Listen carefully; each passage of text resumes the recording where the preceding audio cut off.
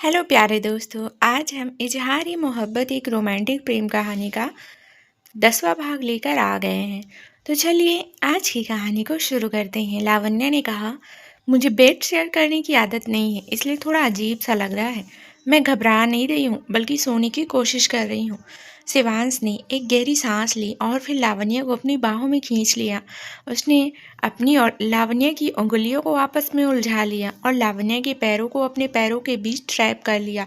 लावण्या की नेक को किस करते हुए शिवांश ने कहा, अब तुम आराम से सो सकती हो, क्योंकि मुझे लगता है कि अब हम दोनों को ही अच्छी नींद आने वाली है। लावण्या ने जवाब में कुछ भी नहीं कहा, वो बस अपनी सांसें रोके लेटी रही। मगर शिवांश ने बिल्कुल सही कहा था। बहुत जल्दी ही लावण्या एक गहरी नींद में सो गई। शिवांश ने उसके बालों को सहलाते हुए धीरे से कहा, good night Lavanya. I hope ये रिलेशन हम दोनों के लिए ही खुशियाँ और कई सारी गुड न्यूज़ लेकर आएगा। कई दिनों से परेशान रहने के कारण और कई रातों को ठीक से ना सो पाने के बाद फाइनली आज रात लावण्या चैन की नींद सोई। उसे अच्छी नींद आई कि वो सुबह काफ़ी देर से उठी। जब लावण्या की नींद खुली तो उसने पाया कि शिवांश ऑफिस जाने के लिए तैयार हो गया है। शिवांश को देखकर लावण्या ने कहा, गुड मॉर्निंग। शिवांश ने अपने बालों को सेट करते हुए कहा, गुड मॉर्निंग लावण्या। फिर उसने लावण्या की ओर मुड़कर कहा, मैं ऑफिस जा रहा हूँ, तुम चाहो तो अपने घर जा सकती हो। जो भी ज़रूरी सामान है उसे पैक कर लो, मैं रात को तुम्हें लेने आ जाऊँगा। लावण्या ने पूछा, क्या ये ज़्यादा बेहतर नहीं होगा कि मैं अपने घर में ही रहूं और जब तुम्हें मेरी ज़रूरत हो तो मैं यहाँ आ जाऊं? शिवांश ने ना में सिर हिलाया और जवाब दिया, नहीं, मैं चाहता हूँ कि तुम मेरे ही साथ रहो। अपनी माँ से कहना कि तुम मेरे साथ लिव इन रिलेशनशिप में हो। लावण्या ने पूछा, क्या रिश्ते के बारे में सबको बताना ज़रूरी है? हम इस बात को खुद तक भी तो सीमित रख सकते हैं ना? शिवांश ने जवाब दिया, ये मैं तुम पर छोड़ता हूँ, इट्स योर चॉइस। तुम्हें ठीक लगे तो तुम सबको बता सकती हो कि तुम मेरी गर्लफ्रेंड हो। अब ऐसा तो है नहीं कि कल कल ही हमारा ब्रेकअप होने वाला है, इसलिए जब तक हम रिलेशनशिप में हैं तब तक उसे छिपाने की भी जरूरत नहीं है। लावण्या ने ओके कहा। तभी उसे किचन से किसी बर्तन के गिरने की आवाज़ सुनाई दी। जब लावण्या सवालिया निगाहों से शिवांश को देखा तो उसने कहा, वो रश्मि आंटी हैं। आंटी रोज़ सुबह यहाँ कुछ घंटे के लिए आती है, नाश्ता बनाने और साफ़ सफाई करने के बाद वो अपने घर लौट जाती हैं। अब तुम यहाँ आ गई हो, तो जब भी तुम्हें उनकी ज़रूरत हो तो तुम उन्हें बुला सकती हो। लावण्या ने हाँ में सिर हिलाया और वॉशरूम की तरफ जाने लगी।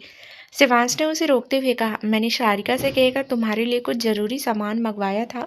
सारा सामान बाथरूम में रख दिया है, इसलिए उसे चेक कर लेना और अगर तुम्हें किसी भी चीज़ की कमी लगे तो मुझे बता देना। मैं शारिका के हाथों सब भिजवा दूंगा। लावण्या ने कन्फ्यूजन में पूछा, अब ये शारिका कौन है?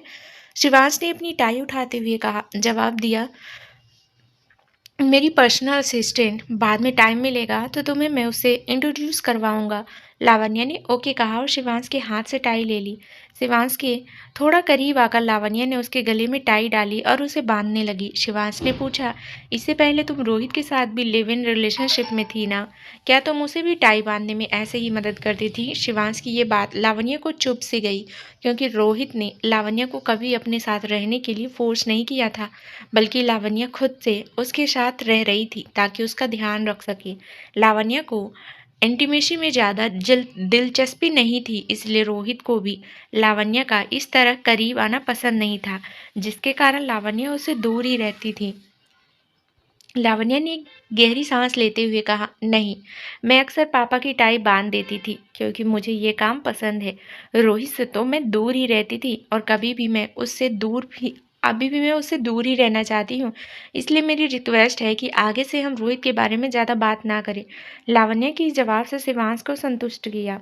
उसने लावण्या के गाल पर किस किया और कमरे से बाहर चला गया।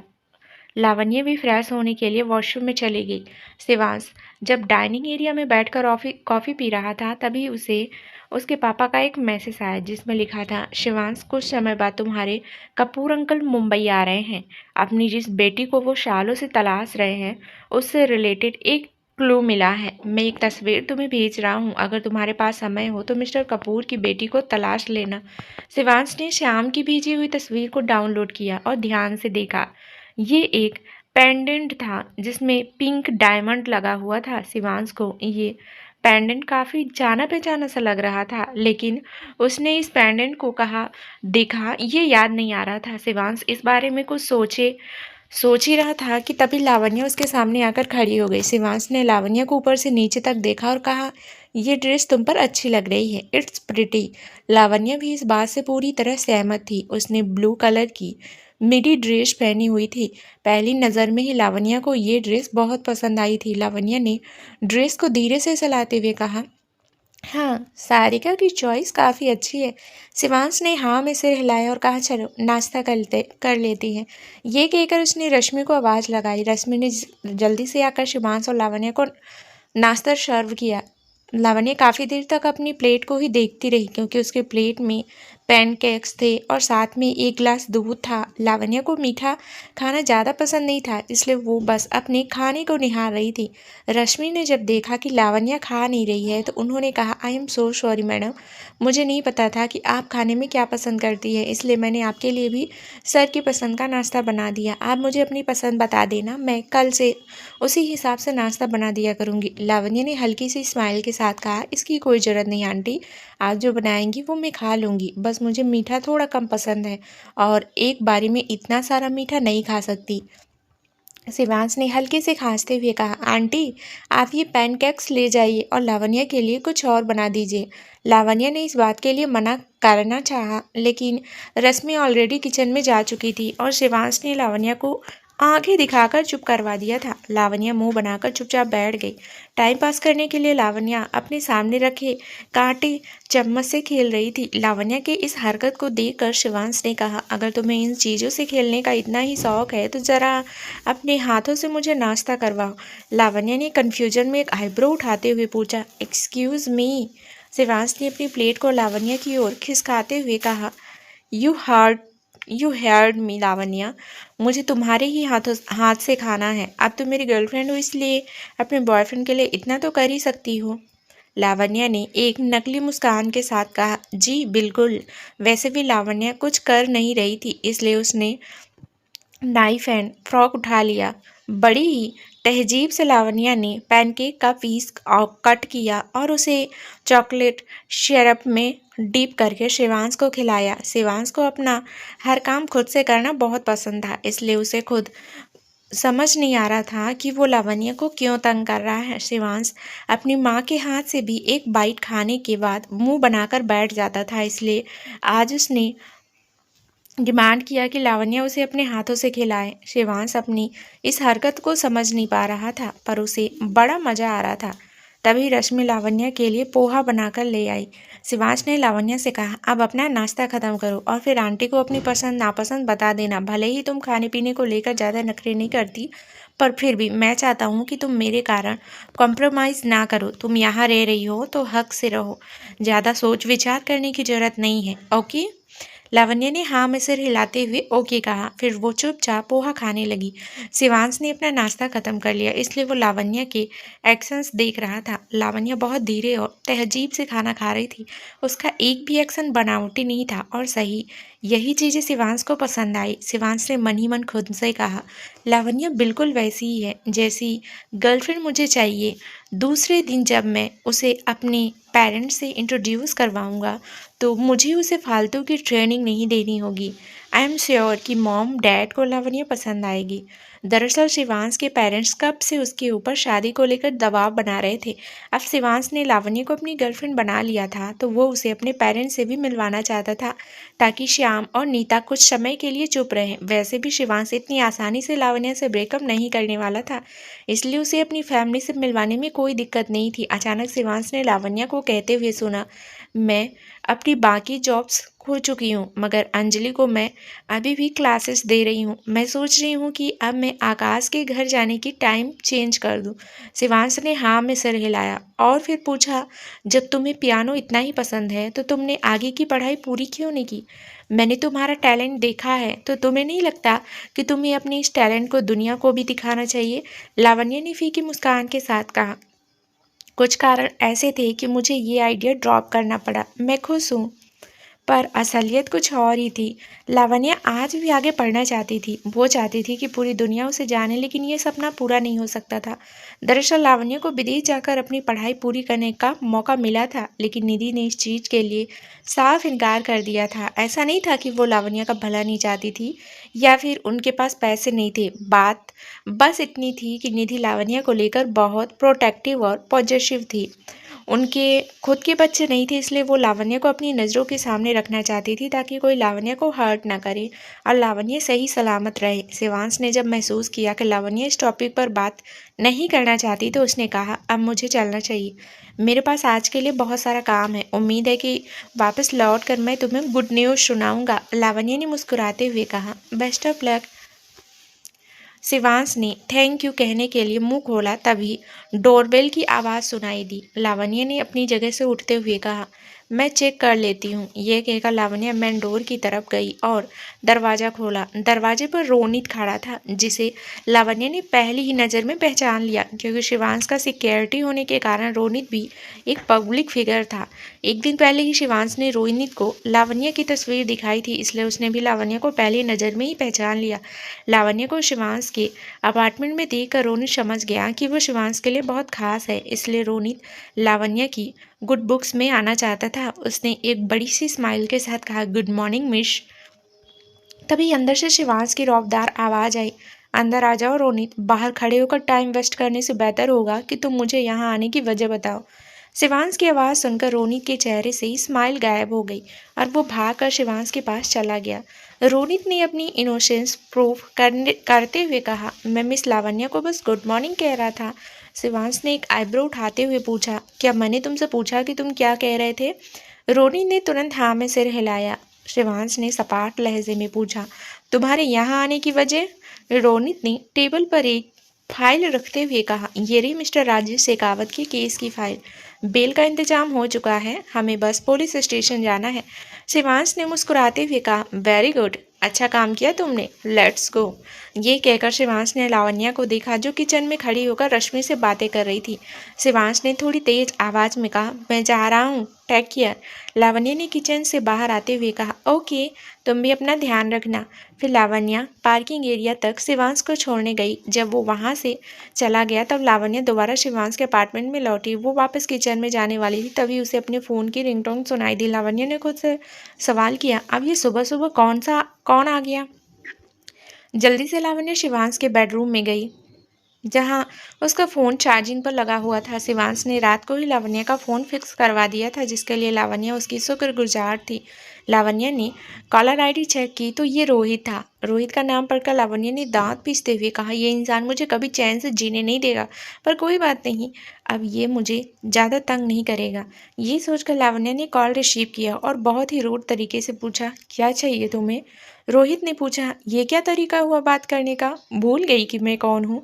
लावण्या ने जवाब दिया, नहीं तो तुम एक बहुत ही घटिया, लालची, नीच और पापी इंसान हो। तुम्हारी हरकतों को आसानी से भुलाया नहीं जा सकता, मगर मैं कोशिश कर रही हूँ। रोहित के मुंह से हैरानी से निकला। लावण्या लावण्या जिस लहजे में बात कर रही थी, उससे रोहित बहुत ही ज़्यादा हैरान था। एक बार फिर लावण्या उसे पहले की तरह एटीट्यूड दिखा रही थी, ये जानते हुए भी कि अभी उसे रोहित से पंगा नहीं लेना चाहिए। लावण्या ने पूछा, क्या हुआ रोहित? यही सोच रहे हो कि मैं तुमसे इस तरह क्यों बात कर रही हूँ, जबकि इस समय मुझे तुमसे प्यार से बात करनी चाहिए, तुम्हें खुश करना चाहिए? रोहित ने कहा, हाँ, एक ही रात में क्या हो गया तुम्हें? लावण्या ने बड़े ही एटीट्यूड के साथ कहा, अब मुझे तुम्हारे आगे झुकने की कोई ज़रूरत नहीं है। मैंने अपना प्लान चेंज कर लिया है और अब मैं तुम्हारी कोई शर्त नहीं मानूंगी। जो करना है कर लो, मुझे इससे कुछ भी फ़र्क नहीं पड़ता। ये कहकर लावण्या ने कॉल डिस्कनेक्ट कर दिया। रोहित को लावण्या की बात पर थोड़ा भी यकीन नहीं हुआ, इसलिए उसने लावण्या को कॉल बैक किया। लावण्या रोहित से बात करने के बिल्कुल भी मूड में नहीं था, मगर वो जानती थी कि रोहित चुप नहीं बैठेगा, इसलिए लावण्या ने कॉल पिक कर लिया। कॉल रिसीव होते ही रोहित ने पूछा, तुम जानती भी हो कि तुमने अभी मुझसे क्या कहा? क्या तुम्हें इस बात का अंदाज़ा नहीं है कि मैं तुम्हारे साथ क्या क्या कर सकता हूँ? क्या तुम चाहती हो कि तुम्हारे पापा प्यारे पापा हॉस्पिटल के बजाय जेल में ही पड़े रहें और तुम्हारी प्यारी माँ भी उन्हें ज्वाइन करे। लावण्य ने हंसते हुए कहा, अब मैं तुम्हारे इन धमकियों से नहीं डरने वाली रोहित, मैंने अपना मन बना लिया है। मैं तुम्हारी कोई बात नहीं मानने वाली, जो करना है कर लो, मैं तुमसे नहीं डरती। अब दोबारा मुझे कॉल मत करना, जस्ट गेट लॉस्ट। ये कहकर लावण्या ने कॉल डिस्कनेक्ट कर दिया। रोहित तो अपनी जगह पर जम सा गया। उसे यकीन नहीं हो रहा था कि जो लावण्या कल उसके सामने लाचार सी थी, वो आज उसे इस तरह एटीट्यूड दिखाएगी। रोहित ने अपनी सेक्रेटरी को कॉल किया और ऑर्डर दिया, राजेश शेखावत के बारे में कोई नई खबर है तो मुझे बताओ, मैं जानना चाहता हूँ कि उनके केस में बात कितनी आगे बढ़ी है। दूसरी ओर से सेक्रेटरी की आवाज़ आई, ओके सर, थोड़ा इंतजार कीजिए। ये कहकर उसने कॉल डिस्कनेक्ट कर दिया। रोहित की सेक्रेटरी ने जल्दी से राजेश की कोर्ट सिचुएशन पता की और अपडेट्स मिलने पर दोबारा रोहित को कॉल किया। सेक्रेटरी ने कहा, सर मुझे पता चला है कि इस केस में एक नए लॉयर की एंट्री हुई है। अब मिस्टर रॉय की बजाय कोई और मिस्टर राजेश का केस हैंडल करने वाला है। रोहित ने पूछा, ये कब हुआ और ये कौन है जिसने मेरे खिलाफ जाने की कोशिश की है। सेक्रेटरी ने कहा, आप थोड़ा इंतजार कीजिए, मैं अभी सब कुछ पता करके आपको बताती हूँ। रोहित ने कहा, नहीं तुम रहने दो, मैं खुद पता कर लूँगा। ये कहकर रोहित ने कॉल डिस्कनेक्ट कर दिया। वो अपनी जगह से उठ खड़ा हुआ और सीधे पुलिस स्टेशन के लिए निकल गया। रोहित को जानना था कि मिस्टर रॉय के अलावा किसमें इतनी हिम्मत हो गई जिसने रोहित के खिलाफ जाने की कोशिश की, ये जानते हुए भी कि रोहित का रिश्ता राणावत फैमिली से जुड़ चुका है। पुलिस स्टेशन के सामने रोहित ने गाड़ी रोकी और बाहर नजर डाली। कई सारे पुलिस ऑफिसर्स और मीडिया वाले वहां खड़े थे। रोहित ने कन्फ्यूजन में बाहर का नज़ारा देखा, क्योंकि उसे ऐसा लग रहा था कि मानो यहाँ कोई सेलिब्रिटी आया हुआ हो। अचानक रोहित के मुंह से निकला, शिवांश। हाँ, ये शिवांश ही था जिसे मीडिया वालों ने घेर रखा था। शिवांश के साथ मिस्टर रॉय भी थे। रोहित को समझते देर नहीं लगी कि राजेश का केस अब शिवांश हैंडल कर रहा है। शिवांश का मुस्कुराता हुआ चेहरा देखकर रोहित ने गुस्से से अपनी मुट्ठियां भींच ली। उसने दांत पीसते हुए कहा, ओह, अब समझा मैं कि लावण्य क्यों इतने एटीट्यूड से बात कर रही थी। अब उसे सपोर्ट करने के लिए शिवांश जो आ गया है। अचानक रोहित के कान में एक लेडी रिपोर्टर की आवाज़ पड़ी, oh God, he is so handsome. मैंने कभी सोचा नहीं था कि मैं द ग्रेट शिवांश राणावत को इतने करीब से देख पाऊंगी। शिवांश की फैन फॉलोइंग बहुत ज़्यादा थी। एक तो वो बहुत पावरफुल फैमिली से था, खुद एक बिजनेसमैन था और साथ में दुनिया के टॉप क्रिमिनल लॉयर्स में से एक था। इसके साथ ही शिवांश अपने गुड लुक्स के लिए भी बहुत फेमस था। इन सब चीज़ों के कारण रोहित शिवांश से बहुत जलता था। अचानक रोहित ने एक रिपोर्टर को कहते सुना, मुझे तो समझ ही नहीं आ रहा कि मिस्टर शिवांश ऐसे आदमी का केस क्यों हैंडल कर रहे हैं जिसे कोई ठीक से जानता नहीं है। वो आदमी इतना फेमस भी नहीं है और ना ही उसका राणावत फैमिली से किसी तरह का रिश्ता है, तो फिर मिस्टर शिवांश क्यों इस केस में इन्वॉल्व हो रहे हैं। इसका सीधा सीधा मतलब तो यही हुआ कि वो अपनी बहन के होने वाले पति के खिलाफ जा रहे हैं। दूसरे रिपोर्टर ने कहा, मैंने राजेश जी की बेटी को मिस्टर शिवांश के साथ देखा था। मेरे हिसाब से दोनों एक दूसरे को डेट कर रहे हैं। शायद इसी वजह से मिस्टर शिवांश इस केस में इन्वॉल्व हो रहे हैं। तभी तीसरे रिपोर्टर ने कहा, अगर ये बात सच है तो मजा ही आ जाएगा। शिवांश राणावत का रिलेशनशिप पब्लिक में एक्सपोज हुआ तो जल्दी ही ये न्यूज वायरल हो जाएगी, क्योंकि ऐसा कहा जाता है आज से पहले वो कभी किसी रिलेशनशिप में थे ही नहीं। पता लगाना पड़ेगा कि असली बात क्या है। उस रिपोर्टर्स की बातों को सुनकर रोहित गुस्से में भर उठा। उसे खुद इस बात का डर था कि कहीं लावण्या और शिवांश रिलेशनशिप में ना आ चुके हों। रोहित को खबर मिली थी कि शिवांश एक हफ्ते के लिए यूरोप गया हुआ है। इसी बात को ध्यान में रखकर उसने अपनी चाल चली थी, लेकिन शिवांश तो 2 दिन में ही वापस लौट आया था। रोहित गुस्से में अपनी कार से बाहर निकला और इमोशनल होकर शिवांश को देखने लगा। रोहित को यकीन था कि शिवांश लावण्य के साथ बस टाइम पास कर रहा है, मगर उसे तो लावण्य जिंदगी भर के लिए चाहिए थी, इसलिए वो हार नहीं मानने वाला था। अचानक शिवांश रोहित के पास आकर खड़ा हो गया। शिवांश ने रोहित का कंधा थपथपाया और उसे ऊपर से नीचे तक देखते हुए कहा, प्रीति से मुझे पता चला कि तुम्हें बहुत चोट आई है। मैं तो तुमसे मिलने आने वाला था, पर अच्छा हुआ कि तुम यहीं मिल गए। अब मैंने देख लिया है कि तुम सही सलामत हो तो मुझे तसल्ली हो गई। मुझे तुमसे कुछ ज़रूरी बातें करनी है, इसलिए आज लंच करने घर आ जाना। रोहित ने एक नकली मुस्कान के साथ कहा, जरूर।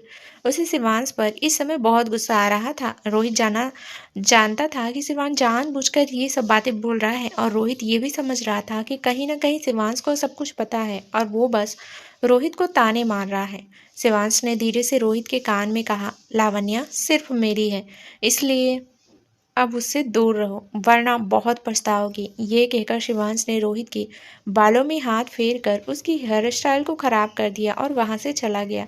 आसपास वाले लोगों को लगा कि शिवांश ने फ्रेंडली वे में ऐसा किया है, मगर रोहित ही जानता था कि शिवांश उसे वार्निंग देकर गया है। शिवांश के शब्दों से रोहित समझ चुका था कि लावण्या ने उसे छोड़कर शिवांश को चुन लिया है। उसने कार में बैठते हुए लावण्या को कॉल किया और कॉल पिक होते ही कहा, very bad, very good, very good Lavanya, मैंने सोचा नहीं था कि तुम ऐसा कुछ भी कर सकती हो। मुझे छोड़कर तुमने शिवांश का हाथ थाम लिया। लावण्या ने हंसते हुए कहा, तो कौन सा गुनाह कर दिया मैंने? शिवांश तुमसे लाख गुना बेहतर है और मैं हर बार तुम्हें छोड़कर उन्हें ही चुनूंगी। तुम मुझे डिजर्व ही नहीं करते रोहित। तुमने मेरे साथ जो कुछ भी किया है उसका बदला मैं एक एक करके जरूर लूंगी। रोहित ने दांत पीसते हुए कहा, देखते हैं, उम्मीद है कि तुम्हें अपने इस फैसले पर कभी अफसोस नहीं होगा। लावण्या ने इस बात का कोई जवाब दिए बगैर कॉल डिस्कनेक्ट कर दिया। आज के लिए इतनी बकवास बहुत थी। लावण्या फोन साइड में रखने ही वाली थी कि तभी उसे शिवांश का मैसेज आया। शिवांश ने लिखा था, तुम्हारे पापा को सिटी हॉस्पिटल में शिफ्ट कर दिया गया है, तुम अपनी माँ को लेकर उनसे मिलने जा सकती हो। फिलहाल तो उनका हॉस्पिटल में ही रहना सही होगा, मगर जब वो ठीक हो जाए तो तुम लोग उन्हें घर भी ले जा सकते हो। ये मैसेज पढ़कर लावण्या ने अपनी आंखें कसकर बंद कर ली। जब उसने अपनी आंखें खोली तो उसमें से आंसू बहने लगी। इस समय लावण्या अपनी खुशी जाहिर नहीं कर सकती थी। वो शिवांश को थैंक यू कहना चाहती थी। फाइनली लावण्या को ऐसा लग रहा था कि वो जिंदा है, वरना वो एक जिंदा लाश बनकर रह गई थी। लावण्या ने जब कॉल डिस्कनेक्ट किया तो रोहित कुछ देर तक बैठकर अपने फ़ोन को ही घूरता रह गया। लावण्या का ये एटीट्यूड देखकर रोहित को ऐसा लगा जैसे वो लावण्या को कभी ठीक से जानता ही नहीं था। उसने खुद से सवाल किया, क्या ये वही लावण्या है जो कभी मुझसे प्यार करती थी? क्या ये वही लड़की थी जो मेरे कहने से पहले ही मेरी सारी इच्छाएं पूरी कर देती थी? क्या ये वही है जो हर समय सिर झुकाकर मेरी हर बात मानने को तैयार रहती थी? इस सवाल का जवाब रोहित के पास नहीं था, क्योंकि रोहित ने कभी सोचा ही नहीं था कि एक दिन लावण्या उसके खिलाफ जाएगी, उससे नफरत करेगी। लावण्या के तीखे एटीट्यूड के बारे में सोचकर रोहित ने दांत पीस लिए और गाड़ी क्लब की ओर घुमा ली। क्लब के मैनेजर ने जब रोहित को देखा तो एक बड़ी सी स्माइल के साथ कहा, हेलो मिस्टर रावत, बड़े दिनों बाद आपको यहाँ देखकर बड़ा अच्छा लगा। रोहित ने एक नकली मुस्कान के साथ कहा, मुझे एक प्राइवेट रूम में ले चलो, मैं कुछ देर वहाँ बैठकर ड्रिंक करना चाहता हूँ। मैनेजर ने थोड़ा चौंकते हुए पूछा, ड्रिंक, वो भी इस समय? मिस प्रीति के साथ झगड़ा हुआ है क्या आपका? मैंने कहीं से सुना था कि आपकी मंगेतर आपसे बहुत प्यार करती है, तो वो आपसे झगड़ा कैसे कर सकती है? रोहित ने लावण्य को ध्यान में रखते हुए पूछा, क्या वो सच में मुझसे प्यार करती है? प्यार और झगड़े का आपस में क्या लेना देना? मैनेजर ने एक प्राइवेट रूम की तरफ चलते हुए कहा, हाँ जी, अगर एक लड़की सच में आपसे प्यार करती है तो वो आपकी हर बात मानने को तैयार रहती है। वो आपको हर वक्त खुश करने को तैयार रहेगी और सिर्फ वही काम करेगी जिससे आपको खुशी मिले। बस यूँ समझ लीजिए कि जब एक लड़की किसी से प्यार करती है तो वो सही गलत का फ़र्क भूल ही जाती है। तब उसके दिमाग में बस एक ही चीज़ होता है, अपने पार्टनर को खुश रखना। रोहित ने सिर हिलाया। मैनेजर ने वाइन का एक गिलास रोहित की ओर बढ़ाया। रोहित ने चुपचाप वाइन ले ली और उसे पीते हुए लावण्य के बारे में सोचने लगा। अचानक रोहित ने पूछा, और अचानक वो मेरी बात ना माने तो? मैं जो बोलूँ उसके खिलाफ जाए तो? क्या इसका मतलब ये हुआ कि उसके दिल में मेरे लिए जो प्यार था वो ख़त्म हो चुका है? मैनेजर ने जवाब दिया, ऐसा कहा जा सकता है। अगर एक लड़की टूट कर आपसे प्यार कर सकती है तो वो प्यार ख़त्म होने के बाद आपको भी तोड़ सकती है।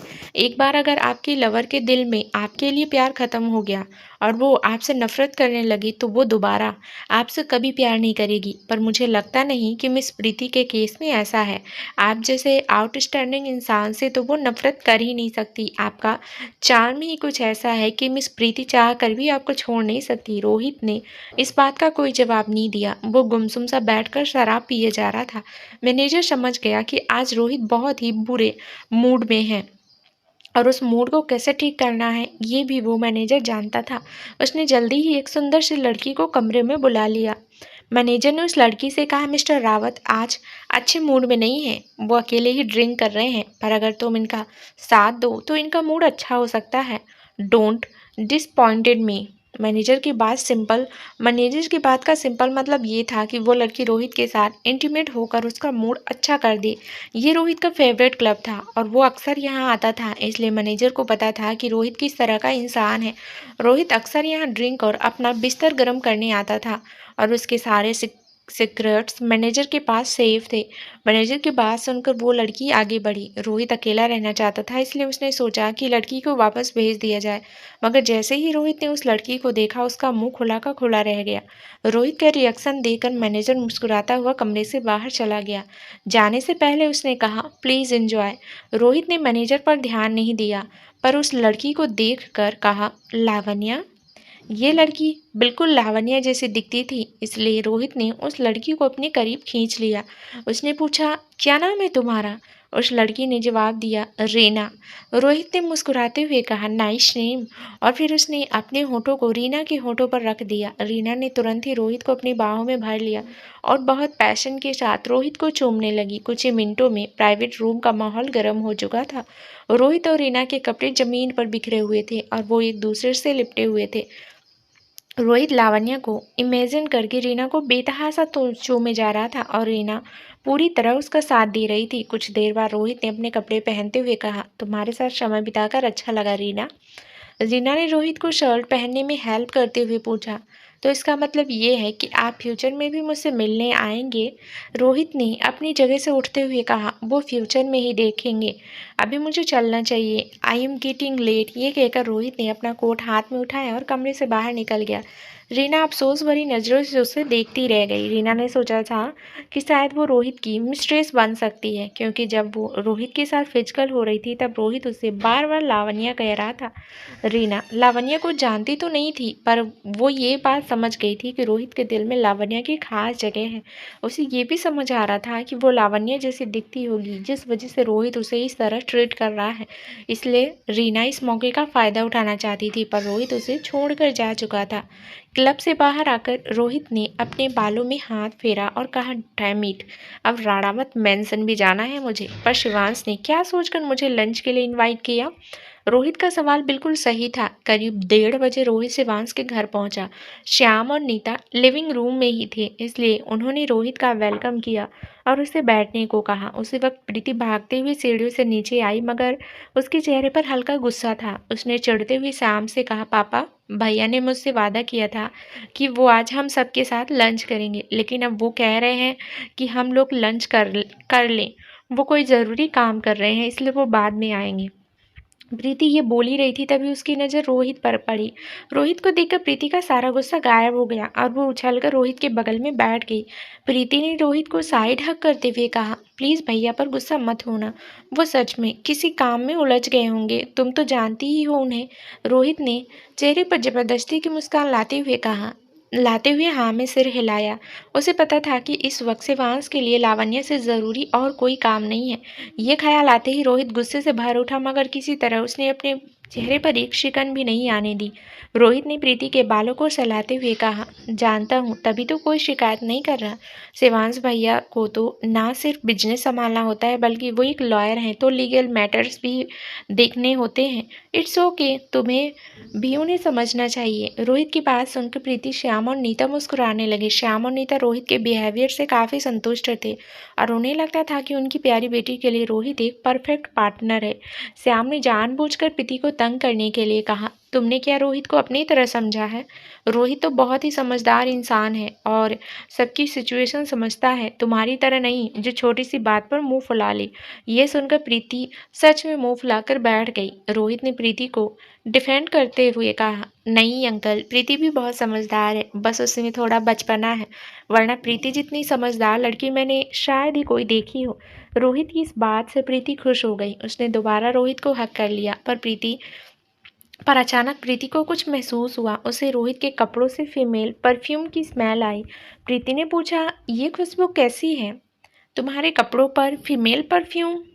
ये सुनकर रोहित ने तुरंत कंफ्यूज होने की एक्टिंग की, मगर अंदर ही अंदर वो काफ़ी नर्वस हो रहा था। रोहित से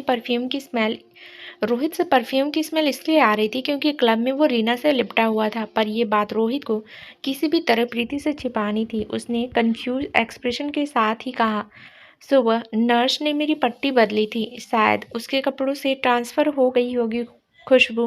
प्रीति ने मुंह बनाते हुए कहा, ऑफ कोर्स, वो पक्का कोई यंग और ब्यूटीफुल नर्स रही होगी।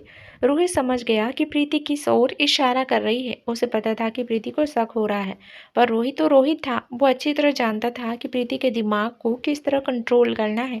रोहित ने प्रीति के गालों को खींचते हुए पूछा, क्या तुम जेलस फील कर रही हो? प्रीति ने इस बात का कोई जवाब नहीं दिया। वो बस मुंह फुलाए बैठी रही, पर जल्दी ही रोहित की मीठी मीठी बातों में प्रीति फंस गई। उसके दिमाग से शक का कीड़ा अब निकल चुका था और वो खिलखिलाकर हंसने लगी। प्रीति का मूड अब अच्छा हो गया था। वो कहते हैं ना कि जब किसी इंसान की आंखों पर प्यार की पट्टी बन जाती है तो वो सही गलत का फर्क भूल जाता है। प्यार के अलावा उस इंसान को कुछ और दिखता ही नहीं। कभी लावण्य के साथ ऐसा था और अब प्रीति उसी हाल में थी। रोहित की बातों से प्रीति एक बार फिर यही सोचने लगी कि रोहित उसे चीट नहीं कर सकता। तभी श्याम ने प्रीति से कहा, ग्रो अप प्रीति, अब तुम बड़ी हो चुकी हो, इसलिए तुम्हें इस तरह का बिहेव नहीं करना चाहिए। जरा देखा करो कि तुम कहाँ बैठी हुई हो और उसके बाद सोच समझकर अपने शब्दों का इस्तेमाल किया करो। प्रीति ने सर हिलाते हुए कहा, जी पापा जी। श्याम को पता था कि प्रीति बहुत ही सिंपल और मासूम है। ऊपर से उसके अंदर बचपना कूट कूट कर भरा हुआ है, जिस कारण वो थोड़ी जिद्दी भी है। इसलिए श्याम ने प्रीति से ज़्यादा कुछ नहीं कहा। वो शिवांश ने तो कई बार श्याम से कहा था कि रोहित जैसे चालाक इंसान प्रीति की मासूमियत और जिद्दी स्वभाव का फायदा उठा सकता है, मगर श्याम का मानना था कि रोहित की चालाकी प्रीति को दुनिया की बुरी नज़रों से प्रोटेक्ट कर सकती है। वो ये सब सोच ही रहे थे, तभी नीता ने किचन से बाहर आते हुए कहा, अब शिवांश तो लंच के लिए घर नहीं आने वाला, तो हम सबको खाना खा लेना चाहिए। चलिए अब अपने हाथ धो लीजिए और अपनी जगह बैठ जाइए, मैं खाना लगवाती हूँ। प्रीति ने तुरंत रोहित का हाथ पकड़ा और उसे खींचते हुए अपने साथ ले गए। नीता और श्याम ने एक दूसरे को ओर देखा और फिर मुस्कुराने लगे। शिवांश को छोड़कर रोहित का जादू पूरी रावत फैमिली पर चला हुआ था। लंच के दौरान रोहित कई बार प्रीति को अपने हाथों से खाना खिला रहा था और बीच बीच में श्याम और नीता से भी बातें कर रहा था। रोहित की इसी पर्सनालिटी ने तो श्याम, नीता और प्रीति को इम्प्रेस किया हुआ था। लंच के बाद प्रीति ने रोहित से कहा, मेरे रूम में चलो, हम बालकनी में बैठकर बातें करेंगे। श्याम ने कहा, पर बेटा, रोहित को चोट आई हुई है, उसे थोड़ा आराम करने दो। रोहित को गेस्ट बेडरूम में ले जाओ ताकि वो थोड़ा सो सके। रोहित ने स्माइल करते हुए कहा, इट्स ओके अंकल, मुझे दोपहर में सोने की आदत नहीं है। वैसे भी शिवांश भैया आते ही होंगे, इसलिए मेरा ना सोना ही बेहतर होगा। श्याम ने सिर हिलाते हुए कहा, जैसे तुम्हारी इच्छा। श्याम से परमिशन मिलते ही प्रीति रोहित को अपने कमरे में ले गई और दरवाज़ा अंदर से लॉक कर लिया। श्याम और नीता ओपन माइंडेड लोग थे, इसलिए उन्होंने प्रीति के किसी भी एक्शन पर कोई आपत्ति नहीं जताई, क्योंकि ये वो ज़माना था जब प्रीति की उम्र के लोग लिव इन रिलेशन में रह रहे थे, तो प्रीति तो फिर भी अपने ही घर में थी।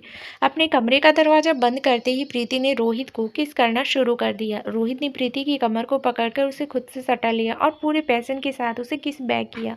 वो तो आगे बढ़ना चाहता था, पर रीना के साथ वाले सेशन के बाद रोहित के शरीर में ज़्यादा ताकत बची नहीं थी, इसलिए उसने खुद को किसी तरह कंट्रोल कर लिया। रोहित ने प्रीति के गालों को पिंच करते हुए कहा, मैं खुद को किस तरह कंट्रोल कर रहा हूँ ये तो मुझे ही मालूम है, बस एक बार मुझे ठीक हो जाने दो, उसके बाद मैं तुम्हें आसानी से छोड़ूंगा नहीं।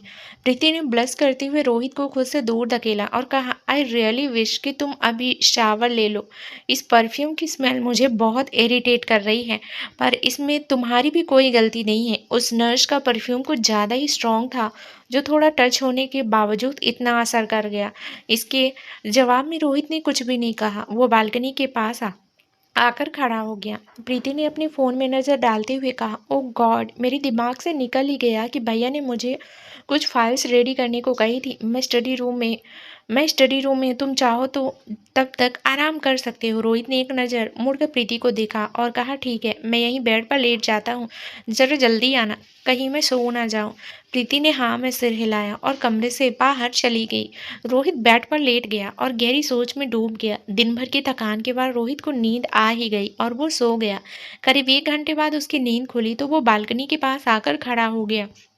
अचानक रोहित की नज़र शिवांश पर पड़ी, जो अपनी कार से बाहर निकलकर गेट के अंदर आ रहा था। शिवांश किसी से फ़ोन पर बात कर रहा था और मुस्कुरा भी रहा था। रोहित थोड़ा कंफ्यूज हो गया क्योंकि शिवांश कम ही मुस्कुराता था।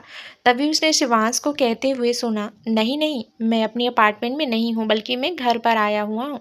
तुम एक काम करो, अपना सामान पैक करना शुरू कर दो, मैं करीब 6 बजे तुम्हें पिक करने आ जाऊँगा। ये सुनकर रोहित चौंक उठा। उसे ये समझते देर नहीं लगी कि दूसरी साइड से लावण्या ही बात कर रही थी। रोहित को यकीन नहीं हो रहा था कि लावण्या शिवांश के साथ मूव इन कर रही है। इतनी आसानी से लावण्या शिवांश के साथ रहने को मान गई, ये बात रोहित को पसंद नहीं आई। तभी शिवांश की नज़र बालकनी पर खड़े रोहित पर गई और उसे हंसी आ गई। दूसरी साइड से जब लावण्या ने कुछ पूछा तो शिवांश ने कहा, कुछ नहीं बेबी, मैंने कोई फ़नी चीज़ देख ली थी, तुम बस अपना सामान पैक कर लो, ज़रूरी चीज़ें ही रखना, और कुछ रह गया हो तो वो हम मार्केट से खरीद लेंगे। इसके बाद भी शिवांश ने रोहित को चढ़ाने के लिए उसी जगह खड़े होकर लावण्या से बहुत सारी बातें की और रोहित के रिएक्शन से संतुष्ट होने के बाद कॉल डिस्कनेक्ट कर दिया। शिवांश की बातों से रोहित का चेहरा गुस्से से काला पड़ गया था, जो शिवांश को काफ़ी संतुष्टि दे रहा था। शिवांश ने रोहित को एक स्माइल पास की, मानो वो रोहित को चढ़ा रहा हो। रोहित ने दांत पीस लिए और शिवांश मुस्कुराते हुए अपने घर के अंदर चला गया। उसी वक्त प्रीति कमरे में आई और रोहित को पीछे से हक कर लिया। वो रोहित को किस करने जा रही थी, लेकिन रोहित ने उसे खुद से दूर धकेल दिया। प्रीति ने हर्ट होते हुए कहा, what is wrong with you Rohit, ये क्या हरकत थी। प्रीति के चेहरे पर रिएक्शन का दर्द साफ दिखाई दे रहा था। तब जाकर रोहित को महसूस हुआ कि उसने शिवांश का गुस्सा प्रीति पर उतार दिया। रोहित ने प्रीति को हक करते हुए कहा, I am so sorry baby, actually नीचे तुम्हारे भैया खड़े थे, मैं नहीं चाहता कि वो हमें किस करते हुए देखें, इसलिए मैंने तुम्हें पुश किया। तुम जानती ही हो कि उन्हें मैं ज़्यादा पसंद नहीं, इसलिए मुझे ऐसा करना पड़ा बेबी, नहीं तो मैं तुम्हें किस करने का मौका छोड़ ही नहीं सकता। यू नो ना, I love you so much. Preeti ने हाँ में सिर हिलाया। वैसे तो वो रोहित की बात में आ गई थी, मगर उसका मूड अभी खराब था, क्योंकि बचपन से ही प्रीति ने जो मांगा वो उसे मिल जाता था। इसलिए अगर कोई उसे ना कहता या खुद से दूर धकेलता तो प्रीति नाराज हो जाती थी। वो बेकार सी शकल बनाकर लिविंग रूम में आई, लेकिन शिवांश को देखते ही उछल पड़ी। प्रीति ने भागते भागते सीढ़ियों से उतरी और शिवांश के गले लग गई। शिवांश ने भी उसे कसकर गले लगा लिया। फिर शिवांश ने प्रीति के गालों को पिंच करते हुए कहा, इतनी बड़ी हो गई हो तुम, फिर भी बच्चों जैसी ही हरकतें करती हो। मुझसे इतना कसकर गले लगोगी तो रोहित को जलन होने लगेगी। मैं रोहित का गुस्से और जलन से भरा हुआ चेहरा नहीं देखना चाहता।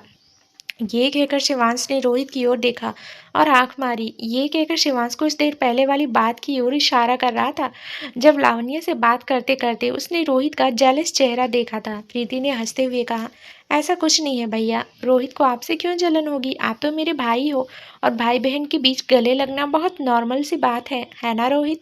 रोहित ने जबरदस्ती की हंसी हंसते हुए कहा, राइट। फिर शिवांश और प्रीति गप्पे मारने में व्यस्त हो गए और रोहित चुपचाप उनकी बातें सुनता रहा। भले ही रोहित के कारण प्रीति और शिवांश का कितना भी झगड़ा हुआ हो, end of the day Shivansh और प्रीति भाई बहन ही थे, जो एक दूसरे से बात किए बिना नहीं रह सकते थे। अचानक प्रीति ने कहा, भैया, मैंने सुना कि आपकी कंपनी में कुछ नए प्रोजेक्ट्स पर काम चल रहा है। मैं चाहती हूँ कि एक मौका आप रोहित को भी दें, he is very talented. Shivansh ने एक आईब्रो उठाते हुए पूछा, ओह, तो तुम इतनी देर से मुझ पर मक्खन लगा रही हो ताकि मैं तुम्हारी बात मान लूँ। प्रीति ने तुरंत नाम में सिर हिलाया और कहा, नहीं भैया, रोहित सच में टैलेंटेड है। आप किसी बाहर वाले को काम दें, उससे बेहतर होगा कि आप रोहित को एक मौका देकर ज़रूर देखें। मुझे रोहित के काम करने का तरीका पता है, इसलिए ही मैं आपसे ये सब कह रही हूँ। मुझ पर भरोसा कीजिए, आपको शिकायत का मौका नहीं मिलेगा। शिवांश ने कुछ देर सोचा और रोहित से पूछा, क्या मुझे प्रीति की बात मान लेनी चाहिए। रोहित ने बड़ी मासूमियत के साथ कहा, वो आपके ऊपर डिपेंड करता है भैया। बस मैं इतना कहना चाहूँगा कि आपके साथ किसी प्रोजेक्ट पर काम करके मुझे बहुत ज़्यादा फ़ायदा होगा, इसलिए मैं पूरी मेहनत से ये प्रोजेक्ट पूरा करूँगा। रोहित की बात सुनकर शिवांश मुस्कुराया और बोला, ओके, मैं देखूँगा कि कौन कौन सा प्रोजेक्ट तुम्हारे लायक हैं और फिर मैं तुम्हें कांटेक्ट करूँगा। शिवांश की बात सुनकर प्रीति तो खुश हो गई, मगर रोहित शिवांश के इस बिहेवियर पर मन ही मन शक करने लगा। आखिर शिवांश इतनी आसानी से मान कैसे गया? बिना कुछ ज़्यादा सोचे समझे उसने रोहित के साथ काम करने का वादा कैसे किया? तो दोस्तों, क्या नया ट्विस्ट होगा इस कहानी में? ये जानने के लिए इस कहानी का अगला भाग ज़रूर सुने, जो बहुत ही जल्द इस चैनल पर प्रसारित कर दिया जाएगा। धन्यवाद दोस्तों।